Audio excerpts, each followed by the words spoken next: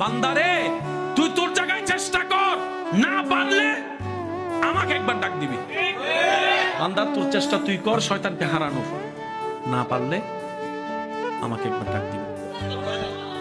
আল্লাহ কিভাবে ডাক দিব তোমাকে? রব বলে যে তুই যখন পারবি না তখন বলবি আউযু বিল্লাহি মিনাশ শাইতানির রাজিম, আউযু বিল্লাহি মিনাশ শাইতানির রাজিম, আউযু বিল্লাহি মিনাশ শাইতানির রাজিম। বান্দারে তুই মনে মনে একবার বলবি আউযু বিল্লাহি মিনাশ শাইতানির রাজিম। তুই যখন পারবি না তখন আমাকে ডাক দিবি, আমি দেখি, তারপর আমি সাহায্য করব না। কারণ কি জানিস, আমি প্রেমিক খুঁজতে চাচ্ছি যে হাজার শয়তান বাঁধা দেওয়ার পরও সমস্ত বাঁধা ফেলিয়ে দেওয়াল ডিঙ্গিয়ে কে আমাকে খুশি করতে আসে, আমি সেই বান্দার চেহারা দেখতে চাই, আমি সেই বান্দার চেহারা দেখতে চাই। সুতরাং আমি একটু অপেক্ষা করব তোদের প্রেমটা পরীক্ষা করার জন্য।